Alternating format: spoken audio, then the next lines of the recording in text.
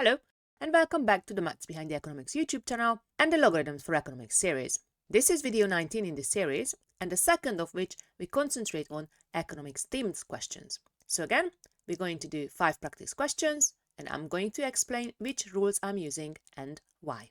So, let us get started. Question number 1. ln p, bracket open, 1 plus r over n, bracket closed, to the n t. Now, this expression is full of variables, letters, that are very commonly used in economics. Capital P often stands for price, R often stands for rate, and sometimes this rate is expressed as a decimal number and sometimes it's expressed as a percentage.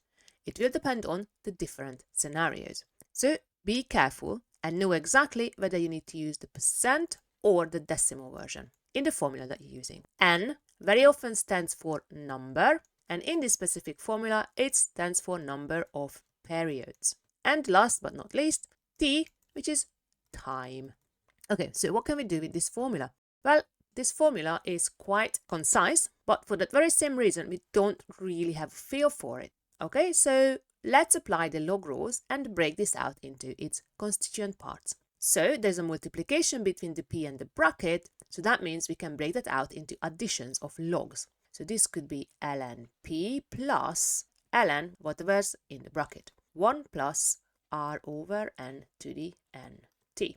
Now, we can do one more thing, and I'm going to continue down here, so we have a bit more space to write. So ln p is going to stay, but now what I see in the formula above is that this nt is in the exponent of the argument of the log. I can bring this out as a multiplier. So that can be nt times ln 1 plus r over n, and then the bracket is closed. And that's what I can do. That's how far I can go with this formula. So why do you think we might prefer this adding version over the compressed multiplication version? Well, if for a moment we just think about it, the price is very often a constant, so ln p would also be a constant. Let's call it an a. And then we got this n times t, so t would be changing, so that would be my variable, let's say x. The number of years n is usually given to me by some kind of constant, let's call it b, and very often, because n is also constantly given to me, r is also constantly given to me, this is also another constant, let's call it c. So what actually can happen in here, and I'm going to choose a different color so we don't completely mistake it. So for a moment, just bear with me. So I would have this a plus, remember b and c are constant, so I can multiply them together, bcx. But then again, because this bc is just a constant, we can probably replace it with just another constant, let's say d. So virtually what we ended up with here is a plus dx. But if I slightly modify this and I say this would be dx plus a, well, and I'm going to change color again and make a bit more space at the same time, that's very similar to my mx plus c, because look, there is a constant multiplier in front of the x and there is an added constant. So virtually what I have done by applying this log and breaking it out is that I linearized my original exponential expression.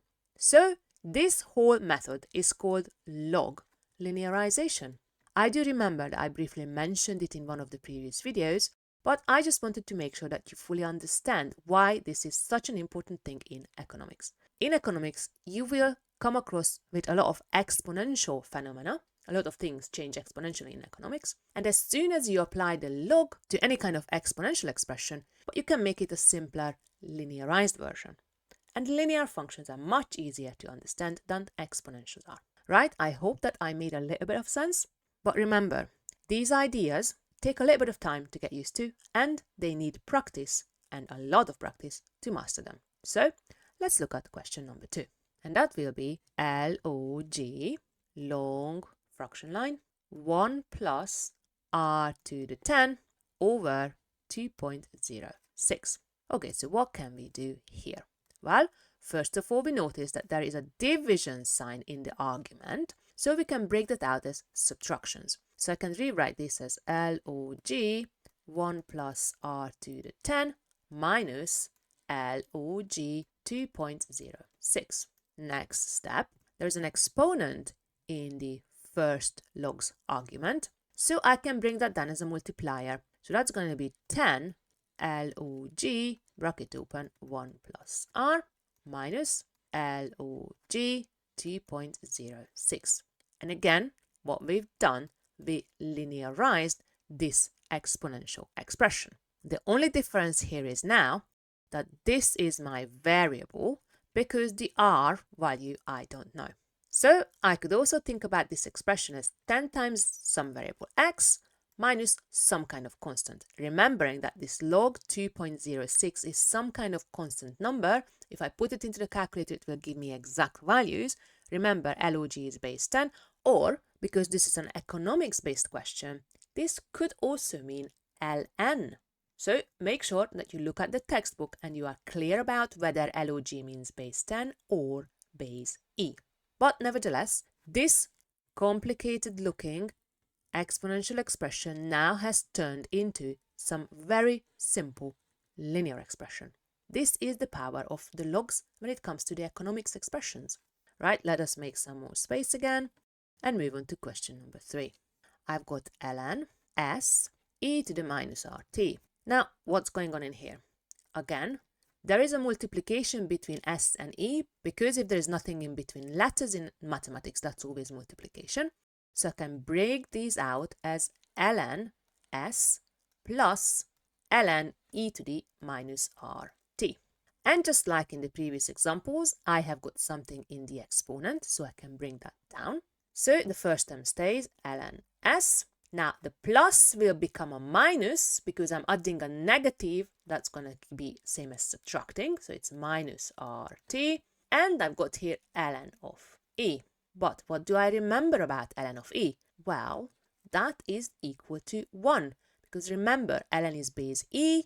If we have the same base and argument, that's always going to cancel down to 1. So what we actually ended up with is ln s minus rt.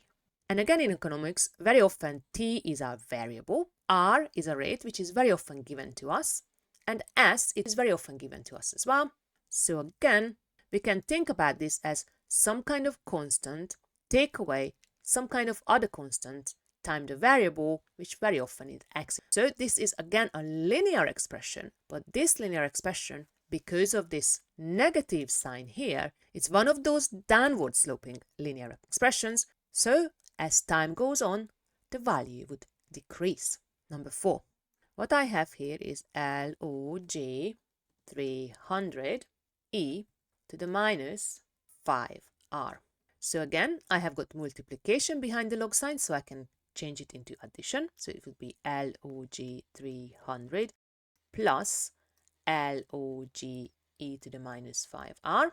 And that's going to be equal to log 300. And again, just like in the previous example, not forgetting that this is not s but 5 in the exponent, I have got an exponent in the argument, so I can bring that down as a multiplier. And again, because it's a negative number, the whole expression will be minus 5r log of e.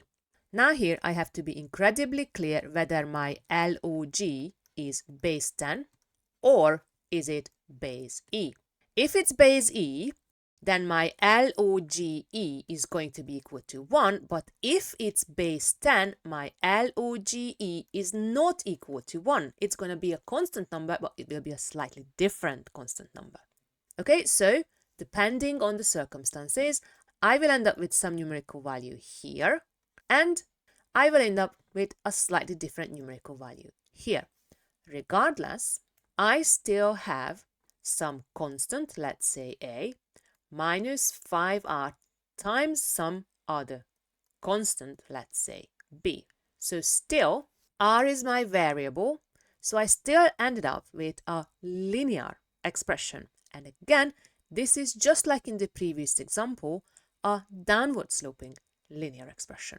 But the variable now is not t, but r. So depending on what scenarios you're doing in your calculations, Sometimes you will treat one letter as a variable, but other times you will treat another letter as a variable. Please make sure that you pay attention to the question and the scenario described in the questions. Okay, a bit more space again. And number 5, which is the last question for the video. So we have got here ln 350 bracket open 1 plus 0.07 over 4 to the 4t. Okay, again, what can we do here? Well, we have got a multiplication between 350 and the bracket, so we can break that out as ln 350 plus ln and then the bracketed expression, which is 1 plus 0.07 over 4 to the 4t, right? What else? Well, that 4t is in the exponent, so again, that can be brought down as a multiplier. So the first term, ln 350, does not change, plus we're going to have 4t times ln, bracket open, 1 plus 0.07 over 4. Now, what is in the first ln expression? Well, I know the base, which is e, I know the argument, which is 350, so if I put that into the calculator, I will end up with some specific number. I'm going to call that a. In the next ln expression, I have got ln bracket open 1 plus 0.07 over 4. Now again, I know the base and I also know the argument. I just have to put that into the calculator, and again, this whole thing just gonna give me another constant. So what I ended up here with is a plus 4tb. Let's rearrange it slightly differently. So that's gonna be a plus 4bt, and our variable is t, and again this expression is linear. So we again ended up with a linear expression after we applied the log to an exponential expression. Logs are powerful. Make sure you know how to use them and use them to your advantage. Well, thank you for watching. I hope you understand now why I've been raving about these logs and why I consider them very important for economics questions. In the next video, we're going to wrap up the logarithms for economics series with a further 5 more practice questions. I hope to see you then.